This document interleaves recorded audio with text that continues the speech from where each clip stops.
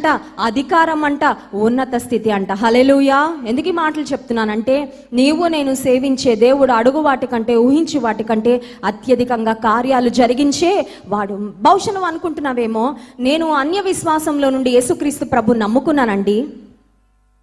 కొంతమంది ఏమంటారంటే, దేవుని నమ్ముకున్నావు కదా, నీకు ఇంకా ఆస్తి లేదు, ఏమీ లేదు, సున్నా, వెళ్ళిపో, మా కష్టార్జితం నీకెందుకు ఇవ్వాలి, నువ్వు మేం పెట్టిన కట్టుబాట్లలో ఉండట్లేదు కదా.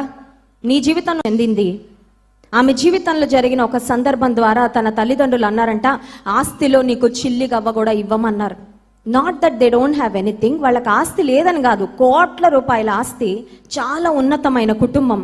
వాళ్ళు అన్నారు, రూపాయి కూడా ఇవ్వం, just get out of the house, ఇంట్లో ఉండి వెళ్ళిపో అంటే ఆమె పట్టుదలగా ప్రార్థన చేసిందంట, ప్రభా నాకేమీ లేదు కానీ నాకు నువ్వు ఒక్కడే ఉన్నావు, నా బంధువులు నా తల్లిదండ్రులు ఇంటిలో నుండి నన్ను గెంటి వేశారు, కానీ నువ్వు నా పక్షంగా ఉన్నావని రుజువు చేసుకొని ఎవ్వరి మనుషుల మీద ఆధారపడకుండా దేవుని మీద ఆధారపడితే ఇప్పుడు తన అమ్మగారింటి నుండి ఎంత తెచ్చుకుంటుందో కానీ దానికన్నా డబుల్ ట్రిపుల్ దేవుడు ఆమెకి ఇచ్చాడండి. హల్లెలూయా. వాళ్ళ ఇంటికి వెళ్ళినప్పుడు ఆ ఇల్లంతా చూపించి చెప్తుంది, అమ్మగారింటి నుండి నాకు చిల్లి గవ్వ రాలేదండి, ఇదంతా నా యేసయ్య ఇచ్చిందే. హల్లెలూయా. కొన్నిసార్లు దేవుడు మనుషులతో మనకు సహాయం చేయనివ్వడండి.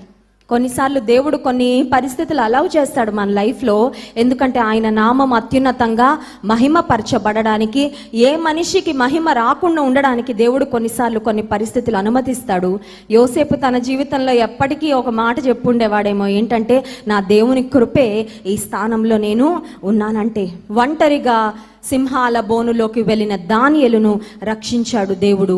దానియేలు సింహపు బోనులోండి వచ్చిన తరువాత దానియేలును రాజు హెచ్చించాడు అనే మాట మనం గమనిస్తాము. దానియేలు యొక్క విశ్వాసము గూర్చి బబులోను సామ్రాజ్యం అంతటిలో కూడా ఆ మాట ప్రతిధ్వనించింది. Everybody knew that the god whom Daniel served is the living god, ఆయన సజీవుడైన దేవుడు అని ప్రతి ఒక్కరు తెలుసుకున్నారు. యోసేపు జీవితంలో ఒక బానిసను ఒక అధికారిగా, ఒక టాప్ మోస్ట్ అథారిటీగా పెట్టడం అనేది ఇట్ నెవర్ హ్యాపెన్స్.